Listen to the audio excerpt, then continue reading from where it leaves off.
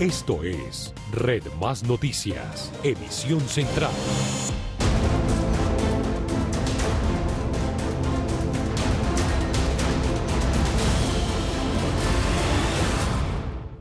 Siguen creciendo de forma alarmante los contagios en el país. La cifra de hoy sobrepasó los 21.000 casos y el número de fallecidos llegó a 377, algo que no sucedía desde el principio de la pandemia.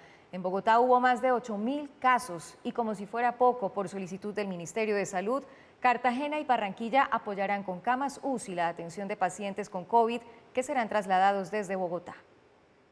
El Ministerio de Salud entregó este viernes el más reciente informe de casos en el que Colombia por primera vez registró más de 20.000. Con un total de 21.078 se registra una nueva cifra récord.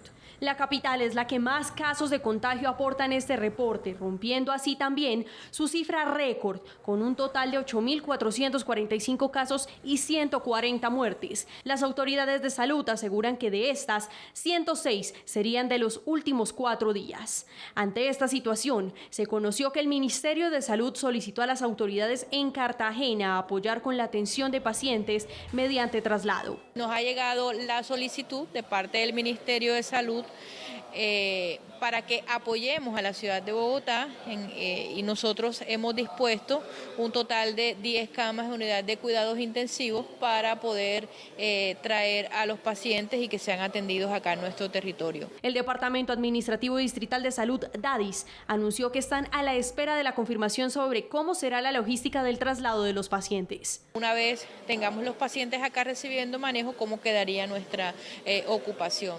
Estamos de manera articulada con las diferentes EPS y las diferentes IPS, buscando las estrategias más acordes con el objetivo de poder tener en óptimas condiciones lo que es la ocupación de las unidades de cuidados intensivos. Otra de las ciudades a las que la cartera le hizo la misma solicitud fue a Barranquilla.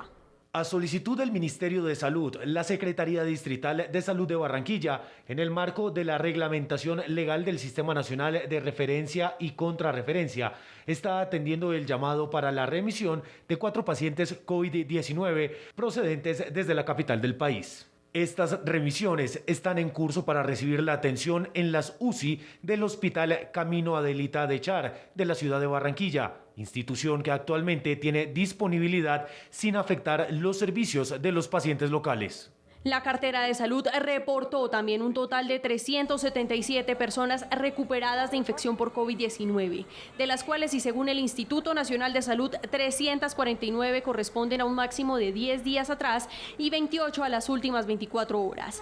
Así el panorama, el país registra un total de 118.621 casos activos y 14.622 de personas recuperadas. Para este viernes se procesaron un total de 86.857 pruebas, siendo esta la segunda cifra más alta de procesamiento. Y el secretario de Salud, Alejandro Gómez, desmintió el informe de la Personería según el cual la ocupación de las unidades de cuidados intensivos en Bogotá superan el 100%. La Personería asegura que el 12 de enero le informó a la Secretaría de Salud sobre la alta demanda de UCI en la ciudad, representada en 349 trámites de solicitud y 121 camas disponibles.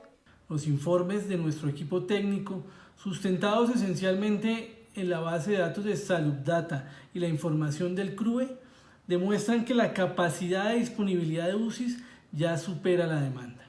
La alcaldía, por su parte, explicó que una cosa son los trámites de UCI y otra la capacidad neta. En materia de cuidados intensivos no se ajustan a la verdad en la situación de Bogotá. El día de ayer, en las 24 horas del día de ayer, se ubicaron desde la unidad del Centro Regulador de Urgencias y Emergencias 109 pacientes en Bogotá. No es posible ubicar 109 pacientes en unidad de cuidados intensivos solamente ayer si no hubiera unidades de cuidados intensivos. Pero el informe va más allá. La Personería alerta sobre una supuesta falta de medicamentos para atención de COVID y la existencia de UCI sin respiradores. No existe en Bogotá en este momento una sola cama de cuidados intensiva que hoy esté cerrada por falta de medicamentos. Tampoco quiero tapar el sol con un dedo. El problema de desabastecimiento relativo en narcóticos, sedantes y miorrelajantes tampoco es exclusivo de la ciudad de Bogotá. El distrito defiende los datos que publica cada 24 horas en la plataforma Salud Data y que dan cuenta que la ocupación en las UCI de COVID-19 llega al 93,3%. De 1.939 de estas UCI, 1.809 están ocupadas, es decir, hay 130 disponibles. Tenemos dificultades para el transporte de los pacientes desde su casa hasta los servicios de urgencia y desde los servicios de urgencia hacia las unidades de cuidado intensivo, y esto ha sido reconocido por la Secretaría de Salud. El secretario también expresó su extrañeza, pues en una reunión sostenida ayer con el personero, el funcionario no tocó el tema del 100% de ocupación. Yo como secretario me enteré ayer, no había visto ese comunicado, no llegó a mi correo, no llegó al correo del señor subsecretario, posiblemente allí hay un error de parte nuestra en la agilidad de la comunicación. Estamos haciendo muchas cosas en la Secretaría, pero también sorprende que se saque un boletín de prensa con fecha 14, invocando unos términos de fecha 12. Bogotá afronta el segundo pico de contagio y, de acuerdo con las autoridades de salud, no se descarta una tercera y hasta cuarta ola durante este año. El presidente Duque se refirió a las cláusulas de confidencialidad que el gobierno firmó con las farmacéuticas. Advirtió que si se revelan los acuerdos, no llegarían las vacunas. Que nosotros compartimos con los entes de control esta información, pero debemos también reconocer que en las circunstancias que enfrenta el mundo, muchas de esos contratos y adquisiciones se rigen bajo cláusulas de confidencialidad, que más allá de si nos gusten o no nos gusten y cómo los podamos interpretar, esas son las condiciones, porque las empresas no están obligadas a venderle vacunas a ningún país. Y si esa confidencialidad se rompe, la única consecuencia es la pérdida misma de la entrega de las vacunas. El plan de vacunación debe servir de soporte para la reactivación de la economía y el empleo, según FENALCO. Propone que después de los grupos vulnerables y profesionales de la salud se introduzca a los trabajadores del comercio en el plan de vacunación. El presidente del gremio dijo que ese plan debe ser abordado desde el punto de vista de salud pública, pero no puede dejar de lado la necesidad de involucrar el concepto de salvaguardar la reactivación económica y el empleo. El gremio dice que hay que tener en cuenta el criterio de la Organización Mundial de la Salud de involucrar a los grupos de personas que se encuentran en riesgo elevado por la imposibilidad laboral o porque no pueden mantener el distanciamiento físico. En primera medida, después de los grupos vulnerables, personas de mayor edad o personas con preexistencias, debería priorizarse en los profesionales de la salud y también en las personas de atención y de servicio, el comercio fundamentalmente, especialmente droguerías, supermercados, comercios que tienen que atender permanentemente públicos. Bueno, pues siguen los ecos de este gran debate que se ha dado entre la Personería de Bogotá y la Administración Distrital. Ustedes ya conocen los detalles, ha sido objeto de una amplia discusión, han visto las notas. Caso en el cual la Personería Distrital lo que dice es tan sobrepasada la capacidad de las unidades de cuidados intensivos en Bogotá y por lo tanto las cifras que da la Administración no serían fidedignas, y la Administración por otra parte diciendo las cifras sí son confiables, y desde esa perspectiva en lo que incurrió la Personería fue en un problema metodológico, dice la Administración Distrital, porque agarró los datos que da esta CRUE, que es el Centro Regional de Urgencias y Emergencias, Centro Regulador de Urgencias y Emergencias, que lo que hace es agarrar todas las cifras de todos los casos de urgencias y emergencias, en este caso orientadas a COVID, y compararlas con la existencia de unidades de cuidados intensivos. Lo que dice la Administración, lo que dice la Secretaría de Salud es no todo lo que se registra en ese CRUE es necesariamente casos que van finalmente a unidades de cuidados intensivos y sobre todo al mismo tiempo. En algunos casos se resuelven antes, se resuelven de otra manera o terminan a lo largo del tiempo desocupándose unidades de cuidados intensivos y llegando estos casos. Por lo tanto, la comparación directa de las dos cifras no es lo correcto metodológicamente.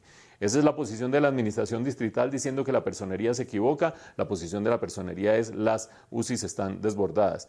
¿A quién creerles? Es la primera gran pregunta. Y lo cierto es que cuando uno oye las distintas declaraciones del personero distrital, que ha dado muchas declaraciones en el día de hoy, el señor Julián Pinilla, francamente o no conoce bien la investigación que hizo la Personería, o conociéndola tiene muy pocas capacidades de comunicación, o si tiene buenas capacidades de comunicación no le está pegando directamente al problema que es y está empezando a evidenciar los problemas metodológicos. No hace un caso muy sólido desde el punto de vista de persuasión de la opinión pública la personería con esta argumentación. Sin embargo, cuando uno va al otro lado, y es a la argumentación de la administración distrital, pues también encuentra un par de bemoles preocupantes. Primer bemol preocupante, nosotros siempre antes de preparar este noticiero revisamos, como lo hacen muchos de ustedes, las cifras de Salud Data, las cifras que se publican en el portal de la administración distrital, y siempre a una hora temprana aparece el nivel de utilización de unidades de cuidados intensivos oportuna para registrar en el noticiero. Pues a la misma hora que aparecen siempre el nivel de utilización de unidades de cuidados intensivos, hoy no apareció ese nivel de utilización de cuidados intensivos. ¿Por qué? Pues no hay que ponerse en demasiadas suspicacias, no lo sé. De cualquier manera, ahí hay un problema o hay algo por resolver porque no es usual que eso suceda. Pero lo segundo y muy importante, el Ministerio de Salud, lo han visto ustedes en las notas, ha decidido pedirle a otras ciudades, en concreto a Cartagena y a Barranquilla, que empiecen a recibir a pacientes de Bogotá en sus unidades de cuidados intensivos. Eso ya es un indicio de que algo está pasando en Bogotá. Lo más importante, más allá de si el uno dice, el otro dice, el uno contradice, yo tengo la razón, usted está diciendo mal, es que existan los mecanismos para atender a la gente que está entrando en problemas de COVID-19 en Bogotá. ¿Por qué? Acuérdense ustedes. Incluso si la administración distrital tuviera razón con la última cifra que dio, la cifra del día de ayer, de 93,3% de utilización de las unidades de cuidados intensivos, quedarían 130 camas disponibles en la ciudad. Y en la ciudad se están presentando en este momento más de 8.000 casos diarios. No todos los casos detectados van obviamente a unidades de cuidados intensivos, acuérdense ustedes que es un porcentaje menor al 5%, pero en todo caso aplicándole ese porcentaje se desborda esas 130 camas disponibles, por lo tanto el problema es serio y por lo tanto más allá de las peleas, qué bueno que el Ministerio de Salud ha entrado a mediar o ha entrado a buscar soluciones y a decir reasignemos pacientes entre las distintas ciudades. Ojalá que esa medida sea eficaz y ojalá sobre todo que entre todos, incluido este fin de semana en la ciudad de Bogotá con un confinamiento forzoso, empecemos a aligerar un poco la presión que las cifras están mostrando en términos de la pandemia en Bogotá. Para más información, nos puede encontrar en las redes sociales, en Twitter, @RedMásNoticias, en Instagram, @RedMásNoticias, en Facebook, Red Más Noticias, en YouTube, Red Más Noticias, y a través de nuestra página www.redmas.com.co.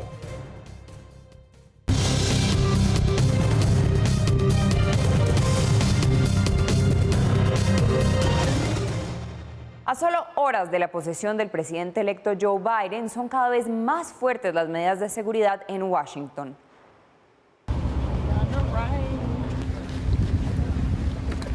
Como si se alistaran para una guerra, la capital de Estados Unidos se prepara para una toma de posesión militarizada. Este es el panorama en las calles de Washington, D.C. a solo 5 días de la juramentación de Joe Biden.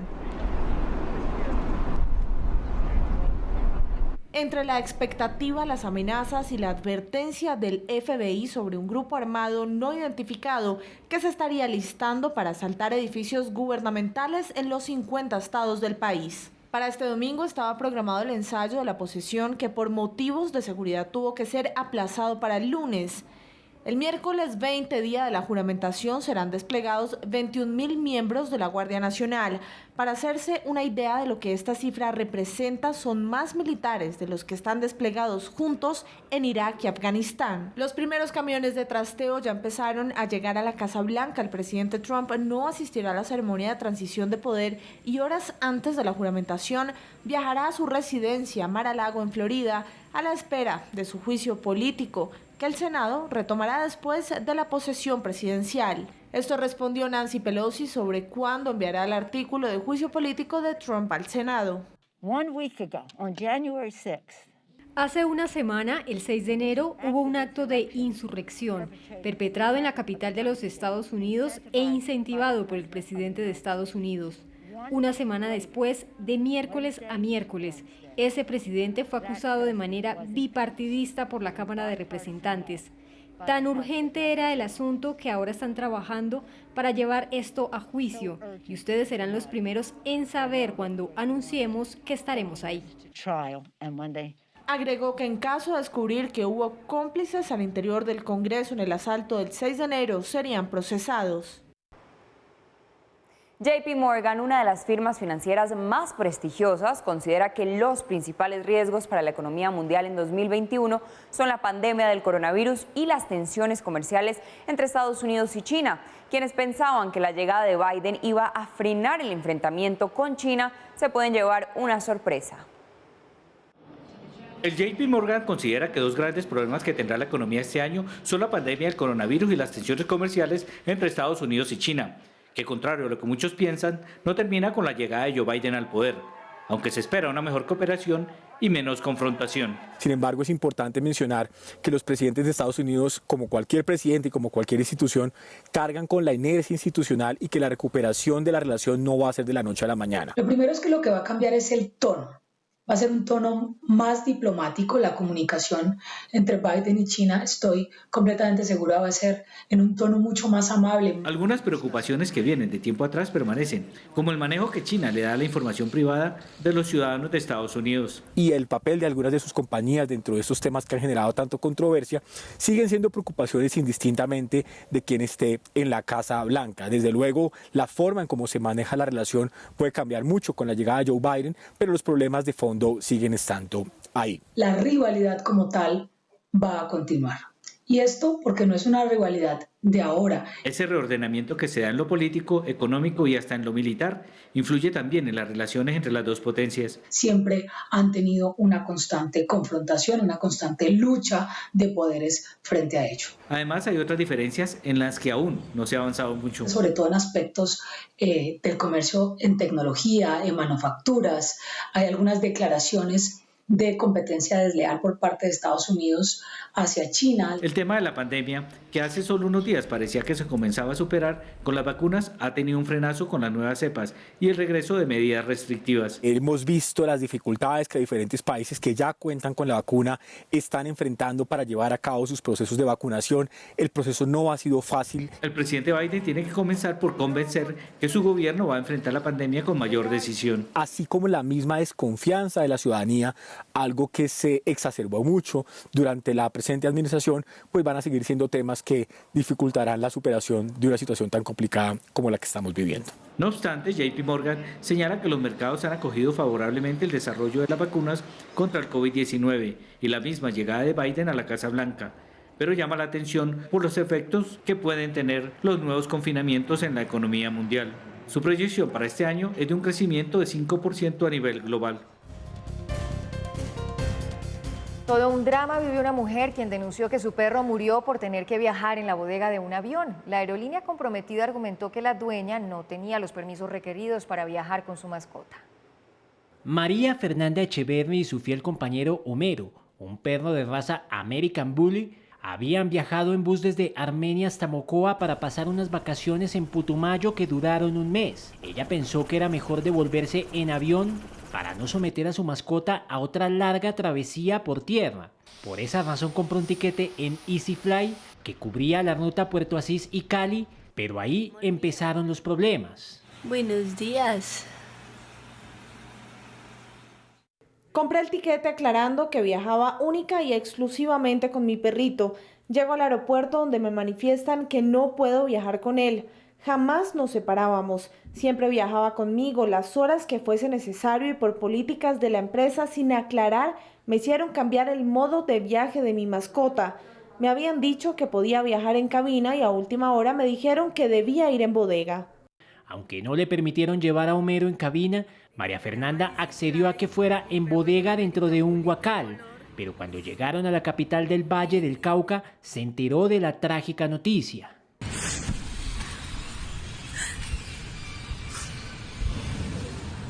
En este estado me entregan mi perro. Cuando me bajé del avión, corrí a verlo para recibirlo con ansias y me encuentro con una escena impactante. Estaba debajo de todas las maletas, sin vida. No lo ubicaron como deberían y no le dieron el espacio suficiente para poder respirar. En ese instante supe que mi bebé no había sido fijado adecuadamente y puesto en un lugar donde pudiera llegar a salvo. Junto a su esposo llevaron el cadáver de Homero a una veterinaria en Armenia en donde certificaron que la causa de la muerte había sido asfixia. EasyFly emitió un comunicado de prensa por medio del cual argumentó que en el caso de Homero no se presentó la documentación requerida para su transporte en la cabina, que incluye certificado médico de apoyo emocional y carnet de vacunas, y agregó que como transportadores desconocen las condiciones de salud con las que los animales abordan las aeronaves. La Fiscalía y Aeronáutica Civil anunciaron que investigarán las causas de la muerte de Homero, mientras que sus amos insisten en reclamar justicia. Bueno, pues terrible el caso de la muerte de este perro Homero y por supuesto terrible la situación para su propietaria. Y no lo digo solamente porque yo en lo personal sea un gran amante de los perros. Tengo 2 perros y he tenido perros desde hace varios años y tengo una relación muy estrecha con ellos, sino porque cada vez una proporción más grande de la población está desarrollando una sensibilidad especial hacia las mascotas. Cuando ustedes ven los cambios poblacionales, las nuevas generaciones son mucho más dadas a tener mascotas. Uno de los negocios más bollantes de la economía en los años recientes es el negocio que se ha generado alrededor de las mascotas, y fuera de eso la legislación se va adecuando a esas nuevas realidades. Hemos discutido muchas veces en este noticiero cómo la legislación de protección de animales reconoce cosas en los animales que antes, reconoce rasgos, características y elementos de protección que antes no existían en la legislación colombiana. Por eso digo que terrible este caso. Y evidentemente aquí hay un enfrentamiento de posiciones, un enfrentamiento de versiones. Su propietaria, esta muchacha o esta mujer, María Fernanda Echeverry, lo que dice es: la aerolínea EasyFly no llevó a la mascota o no llevó al perro en unas condiciones idóneas o en unas condiciones adecuadas. Dice que la terminó metiendo en la bodega después de que le había prometido que cuando compró el tiquete que la podía llevar en la cabina, y que la llevó en unas condiciones que no eran las adecuadas y que por eso finalmente terminó falleciendo el perro. Y por otra parte, la aerolínea dice: nosotros llevamos mucho tiempo transportando perros y no habíamos tenido ningún problema. Y fuera de eso aclaramos que no tenemos las condiciones ni la capacidad de saber en qué condiciones está cada uno de los perros. No sabemos qué tanto puede aguantar de temperatura, qué tanto puede aguantar de presión. Por lo tanto, es decisión de los propietarios si los llevan en el vuelo o no los llevan en el vuelo. 2 posiciones encontradas. Y aquí hay 2 o 3 circunstancias que vale la pena tener presente, y finalmente la última palabra la va a tener la Fiscalía.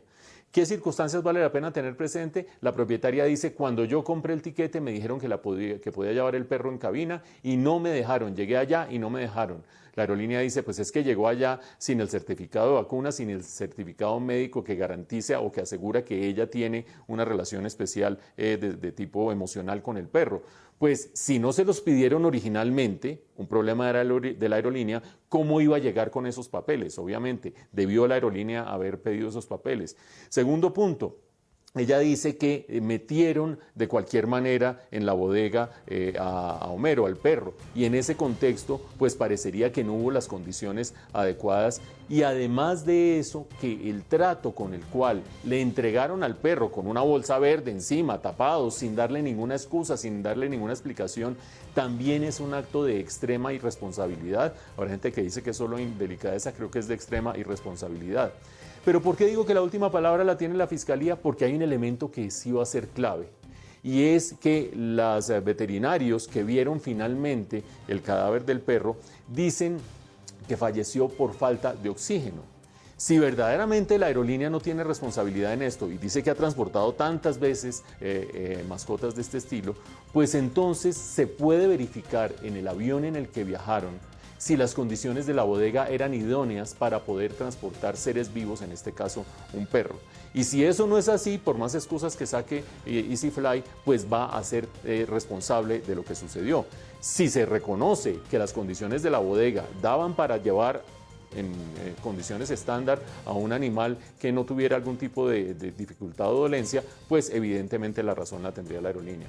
Para más información, nos puede encontrar en las redes sociales, en Twitter, @RedMásNoticias, en Instagram, @RedMásNoticias, en Facebook, Red Más Noticias. En YouTube, Red Más Noticias. Y a través de nuestra página www.redmas.com.co.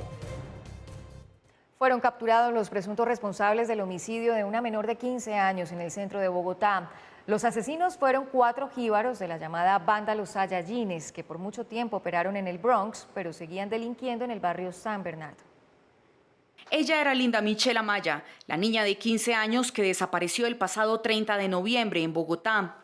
La adolescente salió ese día de su casa en el barrio Prado Veraniego en su bicicleta, recorrió casi 13 kilómetros y sin saber la peligrosidad del San Bernardo, ingresó al corazón de ese, uno de los barrios más temidos del centro de Bogotá, y de allí nunca salió. Desde ese día su mamá inició todo un viacrucis buscándola. Al obtener pistas de dónde la habían visto por última vez, decidió vestirse de indigente e ingresar a ese barrio. Inició una investigación por su propia cuenta. Días después le informó al CTI de la Fiscalía sobre las pistas que había recolectado. Que luego del feminicidio y tortura de la niña Linda Michelle, de 15 años, quien desapareció el 30 de noviembre en la ciudad de Bogotá y que generó zozobra y preocupación por parte de la ciudadanía de la capital de la República, hemos capturado a 3 presuntos responsables pertenecientes a la banda criminal Tasmania.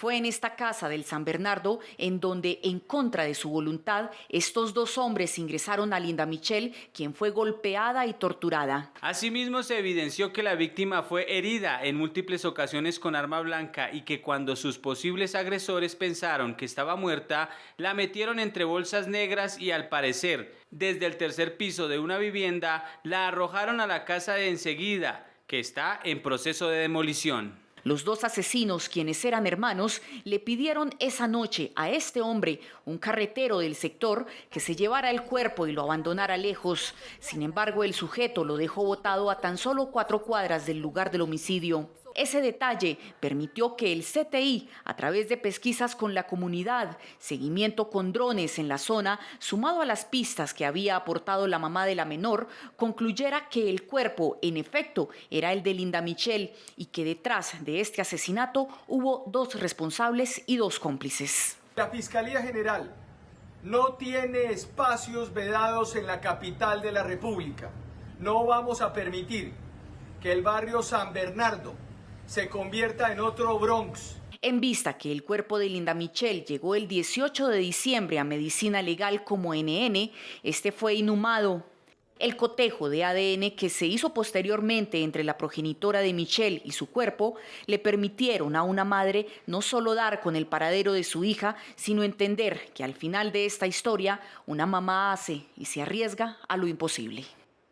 Desgarradora historia, pues precisamente tras los 16 feminicidios que se han registrado en los primeros 15 días de 2021, el Gobierno Nacional ordenó una serie de medidas, entre las que está la creación de un cuerpo especial de la policía para prevenir y actuar oportunamente frente a estos delitos.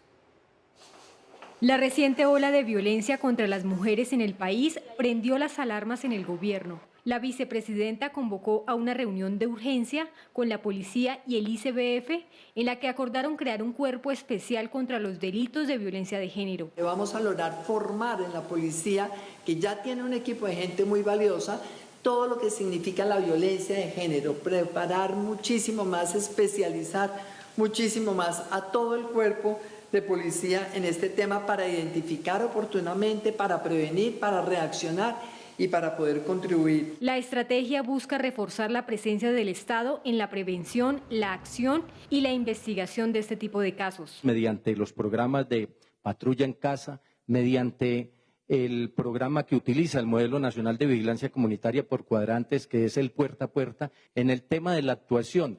Necesariamente tendremos que ir mejorando en articular esas llamadas que ingresan a la línea 155 y que ingresen también en conocimiento permanente y al instante con el 123 para poder atenderlas oportunamente. La instalación de puestos de mando unificado en los 32 departamentos para revisar qué está fallando en la protección de las mujeres es otra de las medidas adoptadas. Bueno, pues tremendo y sobrecogedor este caso de esta muchacha, Linda Michelle Amaya.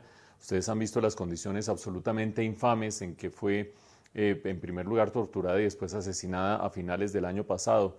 Y hay gente que dice, bueno, no, pero es que los noticieros no deberían agarrar los casos individuales porque eso es explotar un caso, etcétera, etcétera. Lamentablemente, la sociedad, las instituciones, el gobierno, la misma opinión pública solamente reacciona ante un flagelo de este estilo cuando tiene rostro, cuando tiene nombre, cuando sabe en qué condiciones específicas sucedió un caso. Por eso nosotros lo que hacemos cuando registramos un caso de estos es tratar de ilustrar para ver después el bosque y ver después las políticas públicas qué clase de efecto pueden tener o qué clase de modificaciones pueden tener. Y por lo tanto veamos en qué consiste el fenómeno desde el punto de vista de la frecuencia de ocurrencia de esta clase de feminicidios absurdos desde todo punto de vista. Según cifras oficiales, el año pasado hubo hasta el mes de noviembre 568 feminicidios, 568. Eso lo que significa cuando se sacan grandes promedios, también es muy lamentable tener que sacar esta clase de cifras, pero es la única manera de hacerle seguimiento a las políticas públicas. Eso da más o menos 1,7 casos por día. Imagínense ustedes, más de un caso, casi 2 casos de mujeres asesinadas en Colombia diariamente. Y habrá personas a las que le parece no, que eso es exagerado, que las cifras del año pasado están distorsionadas por la pandemia, etcétera, etcétera. Pues tengamos presente que este año, apenas con los pocos días que llevamos hasta el momento, 15 días del mes de enero, ya hay 16 casos de feminicidio registrados hasta el día de ayer, la última cifra de la que tuve conocimiento hasta el día de ayer. En ese contexto es clarísimo que este dato de más de un caso diario sigue siendo vigente. Y ahí hay 2 caminos de abordar esta situación, o 2 maneras de abordarla. Una la hemos registrado en el noticiero en emisiones pasadas, tiene que ver con ese populismo punitivo que se ha tomado el debate nacional y que ha cobrado forma en esa cadena perpetua para violadores y asesinos de niñas, en este caso, pero también podría eventualmente extenderse hacia muchachas y adolescentes. Y en ese contexto, pues ya hemos tenido esa discusión. No hay que esperar todavía que ese mecanismo funcione porque falta la reglamentación, etcétera, etcétera.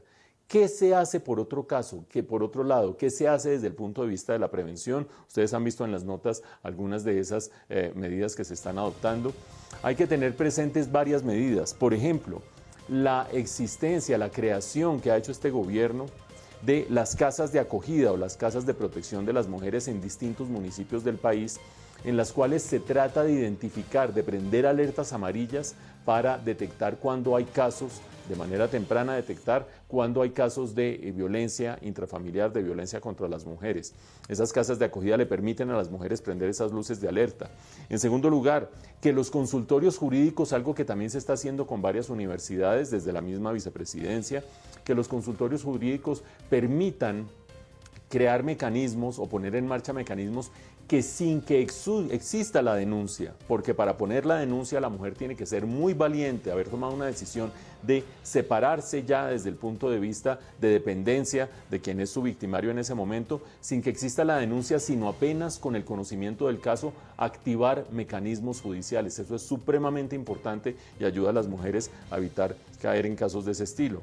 Además de eso, ustedes han visto la línea 155, que es la línea en la cual se ponen las denuncias de este estilo, o por lo menos se dan a conocer los casos en los cuales hay violencia contra la mujer, con un elemento muy importante que se está implementando recientemente en Colombia, y es que la mujer no necesariamente tiene que hablar y contar su caso. Muchas veces, sobre todo en época de pandemia, tiene al victimario ahí al lado, tiene al hombre rondándola, etcétera, etcétera, sino que haya llamadas repetidas desde un mismo número. La policía está instruida para que se identifican que el mismo número se repite y no habla la mujer o no habla la persona que está llamando, detectan una emergencia y van y averiguan qué es lo que pasa. Y van incluso con la comisaría de familia al mismo sitio en el que está la mujer. En ese caso ya se termina armando los elementos para tener un caso desde el punto de vista judicial, incluso sin la denuncia. Y después viene el bendito problema, que es el problema de la impunidad tan alta que hay en Colombia. Por eso uno de los propósitos que se están enunciando hasta el momento por parte del gobierno, ojalá llegue a feliz término, es el que la Fiscalía cree ese observatorio, un observatorio que permita ver en qué están los casos de denuncias y los casos de procesos penales contra potenciales victimarios de mujeres en el caso de Colombia. Obviamente uno dice, bueno, pues si se crea el observatorio, más bien que se pongan las pilas y actúen. Obviamente que ambas cosas funcionen. Muchas veces el observatorio permite ver el estado de los casos y eso hace que se puedan acelerar. De cualquier manera, hay que trabajar desde mucho más atrás. La mejor manera de prevenir es cambiar la cultura de los hombres en su gran mayoría, pero aparte de eso, permitir empoderar a las mujeres. Acuérdense ustedes, en Colombia 40% de los hogares tienen una mujer como cabeza de familia. Empoderando mujeres y educando hombres se empieza a transformar este problema. Mientras tanto, estas medidas deberían ser un arsenal que se use más intensivamente para tratar de resolver este flagelo. Así es, Mauricio querido, muchas gracias. Sobre todo perder el miedo a hablar, a pedir ayuda oportunamente. Y pasando a otros temas, el exfiscal anticorrupción Luis Gustavo Moreno fue trasladado de la cárcel La Modelo a una guarnición militar. De acuerdo con información oficial, el traslado del condenado exfiscal se produjo por solicitud de la defensa en razón a temas de seguridad. El Instituto Nacional Penitenciario y Carcelario INPEC informó que el día de hoy fue trasladado Luis Gustavo Moreno de la cárcel de media seguridad de Bogotá La Modelo a la cárcel penitenciaria de alta y media seguridad Centro de Reclusión Militar, ubicado en el Batallón de Artillería. De acuerdo con el INPEC, el traslado del exfiscal anticorrupción se da atendiendo solicitudes de seguridad efectuadas por su defensa. Asimismo, se informó que para la remisión fue necesario realizar un importante operativo bajo los más estrictos protocolos de seguridad por parte de los grupos especiales GROPE. Luis Gustavo Moreno es el testigo estrella del llamado escándalo de corrupción del Cártel de la Toga, con el que, a cambio de millonarias sumas de dinero, supuestamente se favoreció a congresistas, gobernadores y otros funcionarios de alto nivel que tenían cuentas pendientes con la justicia. Moreno, que estuvo detenido en Estados Unidos, ha revelado que el expresidente de la Corte Suprema de Justicia, Leonidas Bustos, a quien se refería como su papá, era la persona de más alto nivel dentro de la supuesta empresa criminal. También ha señalado a por lo menos otros 2 exmagistrados, entre ellos Francisco Ricaurte. Y de acuerdo con información del proceso, poderosos exfuncionarios de la Fiscalía estarían también en la lista de salpicados. El petróleo de referencia Brent se negocia en promedio en $54.86 el barril. La libra de café colombiano cerró en Nueva York a $1.28. El índice de capitalización de la Bolsa de Valores de Colombia descendió 0,99% a 1.452 unidades. La tasa representativa del mercado para este fin de semana es de 3.466 pesos con 80 centavos. El euro se cotiza en 4.180 pesos con 76 centavos. Las cifras son los 1.000 millones de pesos que invierte Ecopetrol en el laboratorio móvil de avanzada tecnología para el diagnóstico del COVID-19. Estados Unidos cambia de comandante en jefe. Inicia la era Biden. Este miércoles 20 de enero desde las 11 de la mañana, cubrimiento especial de Red Más Noticias de la ceremonia de transmisión de mando presidencial en los Estados Unidos. Los hechos, los protagonistas y el análisis en directo. Porque conocer las noticias es bueno, entenderlas es mejor.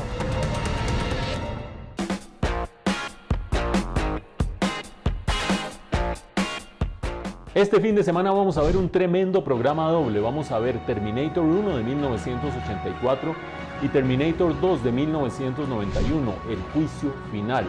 Las vamos a ver por varios motivos, ante todo porque son un fenómeno de la cultura popular y un hito en la historia del cine.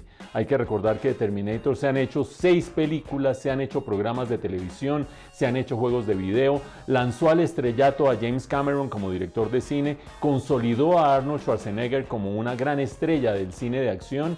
Y fuera de eso, si uno compara Terminator 1 con Terminator 2, se da cuenta de cómo convertir una buena idea, más o menos bien realizada como cine de acción, en una inmensa película que fue El Juicio Final. Recordemos la trama, estamos en el año 2029, las máquinas controlan el mundo, pero todavía hay un pequeño reducto de humanos liderados por Jack Connor que son la rebelión que está tratando de tumbar a las máquinas. Para evitarlo, las máquinas envían a unos cyborgs, a unas especies de robots humanizados, a el presente, es decir, a los años 80, a tratar de evitar que Sarah Connor, la mamá de Jack Connor, tenga a su hijo. Fracasan en ese empeño en Terminator 1 y en Terminator 2 mandan nuevamente máquinas al presente, ahora para atacar al pequeño Jack Connor, quien es apenas un niño.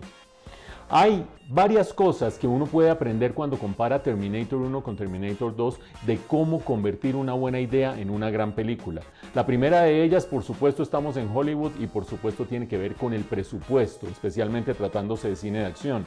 Presupuesto de Terminator 1, $6 millones, Terminator 2, $100 millones. Y la plata se nota muchísimo, sobre todo tratándose de los efectos especiales. En Terminator 1, la escena más memorable de efectos especiales es cuando se le cae un pedazo de la cara al personaje de Arnold Schwarzenegger y se le ve el ojo mecánico. En Terminator 2 todos son efectos especiales, hechos entre otras cosas por una empresa del famoso George Lucas. Y allí hay un alarde de efectos visuales que francamente constituyen un inmenso avance para la película. Pero los avances no son solo de forma, también son de fondo. El guión está mucho mejor escrito. En Terminator 1 los personajes son planos y no evolucionan. Es una gran persecución durante el tiempo que dura la película. En Terminator 2 hay una transformación de los personajes. El cyborg de Arnold Schwarzenegger se va humanizando lentamente. El niño, que al comienzo es una caspa, se va convirtiendo en un verdadero héroe. Y la mamá, que arranca metida en un manicomio, termina convertida en una gran heroína. Pero donde quizás más se nota la diferencia entre Terminator 1 y Terminator 2 es en el tratamiento que hace James Cameron de su gran estrella, Schwarzenegger. En esta segunda película, en Terminator 2, le da todo el espacio para desarrollar matices de humor. Lo convierte en un personaje bueno. No siempre un villano va a ser una gran estrella para todo el mundo, en cambio un personaje bueno sí puede llegar a ser una gran estrella. Y fuera de eso, le da esa capacidad de ir aprendiendo el comportamiento humano para desplegar un poco más sus capacidades histriónicas. ¿Y ustedes qué piensan? ¿Terminator, sobre todo Terminator, el juicio final, es una gran película o es sencillamente un producto comercial de acción? Déjenos sus opiniones en nuestras redes sociales y nosotros nos volvemos a ver en 8 días.